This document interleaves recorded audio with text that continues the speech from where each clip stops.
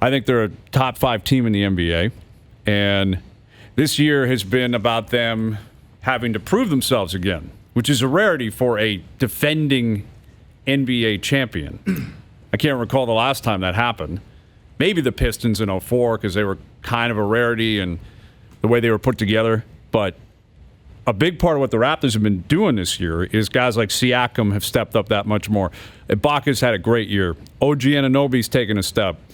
And our next guest has stepped in, undrafted, free agent, Masai, Bobby Webster, get him to lock in on a contract. He comes up here, makes the team. Nick Nurse loved him in camp.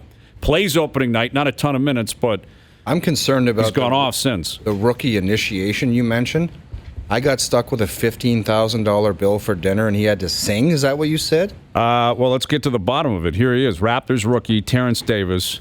Terence, our understanding is at that event last night, your rookie initiation came calling, and you had to sing in front of the whole crowd. Is that true? Yes, sir. Yes, sir. Okay. It's very true. Are you okay with that? Would you rather sing or lose $15,000 like O did when he was a rookie? I don't mind singing, man. I actually enjoyed myself. It was quite fun. Okay, so it can't be over there. There's got to be something else. Do you guys have rookie dinners, or what else happens? You can't be let off the hook that easily. I mean, that's not our first time actually singing in front of an audience. We actually did it once in Japan, and I think we did it one more time at a team event. So they're not done. This is probably going to go on all year. Okay, that's all right. So do you have? Is it like karaoke, or are you a cappella up there? And if so, what song are you picking? No, it was definitely karaoke. We had about 10 minutes before we got on stage to rehearse. So, so yeah, man, they just gave us a song, and we looked up the lyrics, and we went at it. Okay, there you go, off and running at the 25th anniversary event last night. You guys again have been red hot this year, and your stats have just been adding and adding up as the season has gone on, playing more and more minutes. How have you felt about your own play and your own development this year? Well, I mean, obviously, as the year goes on, I get, more and more comfortable within the team and within myself. Being an undrafted rookie like myself, I would say it takes a lot for a lot of confidence and a lot of work, to for one to come on, join the NBA, defending champions. And just to, play at a high level, man, it takes a lot of work and confidence. And,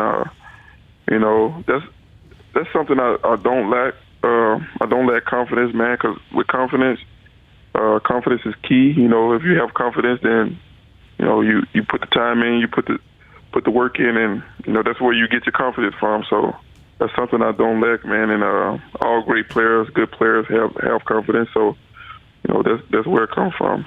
No doubt about it, Terence. I thought you against the Bucks the other night, big matchup between the two best teams in the East, and you start out 0 for 5, and I was really impressed because you did not shrink. Even though you were 0 for 5 to begin the game, you kept attacking, and it's at one point I remember you driving around Chris Middleton and getting to the rim, getting fouled, and then you actually mouthed to the camera, "He can't guard me." What was going on there? Man, it was I'm at work, man, having fun, enjoying what I do. I ended up getting by Chris Middleton, who was a terrific NBA player, man. He's a phenomenal player. I think he had 50 a couple times this year, but just having fun, man. I got by him, he fouled me.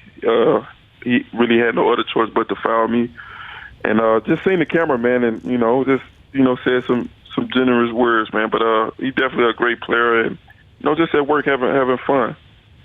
With Terence Davis, when you look at the Eastern Conference, now you've got a scenario where you guys are in second. Boston's right there. A lot of people buzzing about Jason Tatum and the run that he's on, and the way the Celtics are built. Bucks are on their way to probably 70 wins. But then beyond that, it feels like a drop-off. I mean, there is a drop-off in the standings. Miami's kind of tailing off here. Philly with injuries. Simmons is out. Embiid's out now. Do you guys feel like you're looking at Milwaukee and Boston and yourselves? Like, are you solidifying yourselves as the three clear favorites in the Eastern Conference? Well, we just want to focus on us, man. Because at the end of the day, we control our own destiny. It's up to us if we want to lock in and win these ball games. It's up to us. So it just starts with us, man. We just gonna continue to work, continue to push forward, and when that time comes, we'll definitely be ready. So, Terence, they made you rookies sing for the team and for the supporters who showed up to the big dinner last night with all the alumni. Coach Nurse is always toting around that guitar. I know he was in the studio with the big rock band Arkells today, apparently rehearsing. Does he ever play songs for you guys? I don't think I heard a song from Coach Nurse, but he did joke with me today. He was. He said, TD, man, you sounded. He said you sounded good last night, man. He said, I was going to ask you, did you want to, come with me? Maybe we can, play some songs or get together and do a duet or something. There you go, something like that. So that was. Thought that was pretty funny, man. Yeah, okay, that works. That works. I mean, he was up on stage at the amphitheater in the summer with Arkells, Nick Nurse, and living his best life after winning a title. And we caught him that picture getting off the plane in Milwaukee. Remember, That's it was right. before the series where he had his guitar, and we asked him about that. And I think before the series started against the Bucks, and he admitted to it. He's a guitar guy on the road, but he said he doesn't play in front of anybody ever. Yeah. So I wouldn't take it personally if you haven't heard him play. Yeah. I don't think he's playing in front of many people. Anyway, congrats on what's been a great run so far. I was there opening night just walking around the building. I saw a crew with Davis jerseys on. I'm like, that's got to be family and friends here opening night. And I would expect you're going to see more of those jerseys popping up as the years start to go on. So, continued success, and always appreciate you joining us. Thank you for doing this. Thank you, guys. Thank you for having me on. You got it. There he is, Terence Davis. There's a lot of people on Twitter. Was it him that they were outraged he didn't go to the young Rising Stars? Yeah, absolutely. The Raptors fans were going crazy. They're like, "This is a joke. This guy should be in the game." Well, they were freaking out. He's had a great year. Rightly so. I mean, they were freaking out for the right reasons. I mean, you look at some of the. I know this ain't.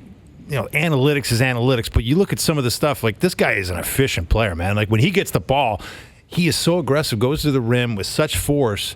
That's what you want in a player these days. Like he's not afraid to shoot it from deep. I mean, this is an incredible pickup by the Raptors. I mean, this is just a marvel. It's a free find. It's an incredible feat of scouting. Gold, they call it. It's found gold. Sports. That's exactly what they call it. Honestly, if they were to redo the NBA draft, I think he'd be close to a top 10 pick. He would have to be. Yeah, like Zion's still going first, Morant's still going second. Yeah, those obviously. two guys are in a different league. Yes, but he's had as good of a year. Like R.J. Barrett's been kind of up and down. He plays for the Knicks. Trae Young would be ahead of Morant?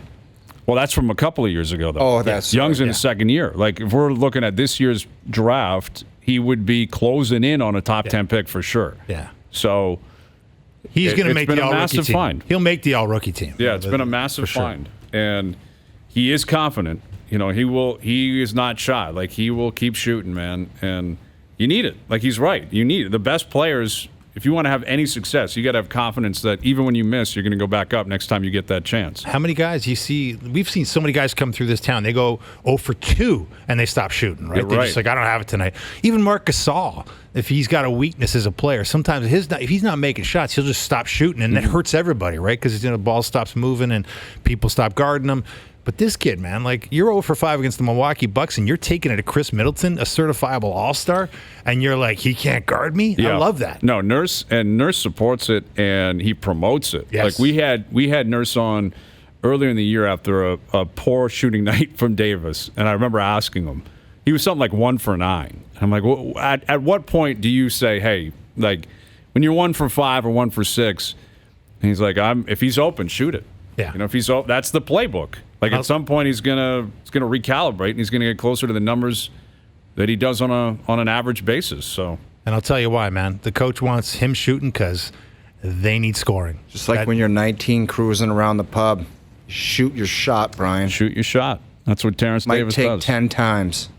I like it. At some point, it's going in.